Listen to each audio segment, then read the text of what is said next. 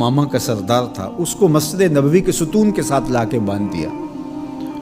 تو آقا کریم علیہ السلام تشریف لائے تو دیکھا کہ ثمامہ بن اسال بندھا ہوا ہے، یمامہ کا سردار ہے، اسلام کا بدترین دشمن تھا اور بہت زیادہ اس نے اسلام کو نقصان بھی پہنچایا۔ آقا کریم نے کہا کہ ثمامہ کیا حال ہے؟ تو اس نے کہا کہ اگر آپ مجھے قتل کریں تو میرا قتل رائے گا نہیں جائے گا، اور اگر آپ میرے عوض کوئی مال لینا چاہیں تو آپ حکم کریں، میں کنگال نہیں ہوں کہ نہ دے سکوں، اور اگر آپ مجھے یوں ہی چھوڑ دیں تو میں احسان فراموش شخص نہیں ہوں، اس نیکی کا بدلہ دوں گا۔ حضور علیہ السلام نے کچھ نہیں کہا اور چلے گئے۔ دوسرے دن حضور پھر تشریف لائے اور پھر کہا کہ ثمامہ سنا کیا حال ہے؟ اس نے یہی باتیں دوبارہ کی کہ اگر آپ مجھے یوں ہی چھوڑ دیں تو مجھے احسان فراموش نہیں پائیں گے، خاندانی شخص ہوں، اس کا بدلہ چکاؤں گا، اور اگر آپ میرے عوض کچھ لینا چاہیں تو کوئی کنگال شخص نہیں ہوں کہ کچھ دے نہ سکوں، اور اگر آپ جو ہے وہ مجھے قتل کر دیں تو کوئی معمولی شخص نہیں ہوں کہ میرا قتل یوں ہی بھلا دیا جائے گا، اس کے بدلے میں خون کی ندیاں بہیں گی۔ حضور پھر خاموشی سے گزر گئے۔ تیسرے دن حضور پھر آئے اور کہا ثمامہ کیا حال ہے؟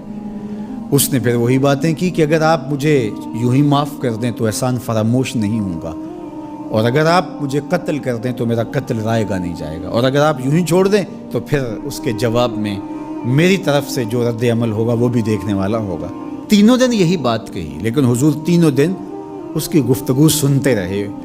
اچھا موقع ہے، ایک شخص آیا ہے اور بدترین دشمن ہے، اس کی کونسلنگ کی جائے، اس کو سمجھایا جائے، لیکن ساری باتیں باتوں سے نہیں ہوتی، کچھ نگاہوں کے فیصلے بھی ہوتے۔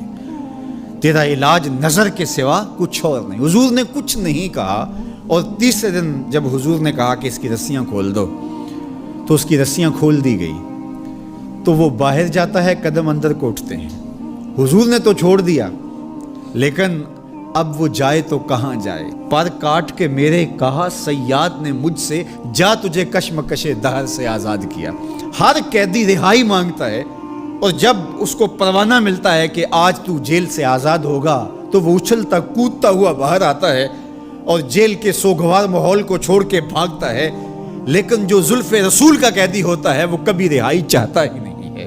تمہاری زلف کے قیدی نرالی شان رکھتے ہیں، کبھی مانگا نہیں کرتے رہائی یا رسول اللہ۔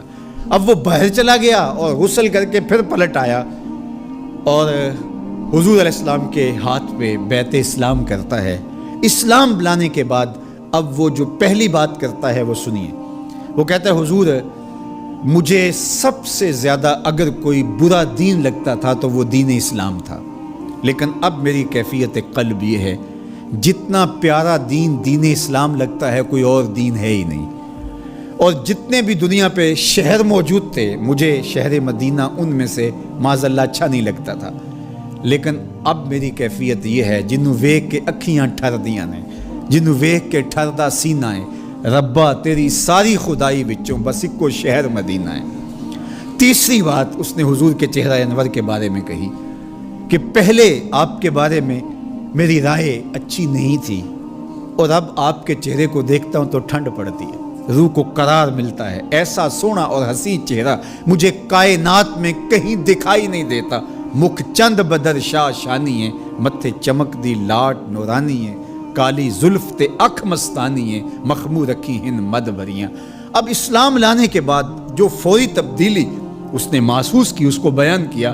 حضور کائنات میں سب سے محبوب چہرہ اگر مجھے نظر آتا ہے تو وہ آپ کا ہے۔ تو ادھر ایمان لایا اور ادھر دل میں یہ تغیر اور یہ تبدیلی پیدا ہوئی، تو ایمان کے ساتھ جڑی ہوئی محبت ہے۔ جب محبت ہوگی تو پھر ایمان ہوگا، اور اگر محبت نہیں ہے تو ایمان کی نفی کر دے گی۔ لا یؤمن احدکم حتی اکون احب الیہ من والدہ و والدہ والناس اجمعین۔ محمد کی محبت دین حق کی شرط اول ہے، اسی میں ہو اگر خامی تو سب کچھ نامکمل ہے۔ تو محبت حضور علیہ السلام کی یہ تقاضۂ دین ہے، یہ منشأ ایمان۔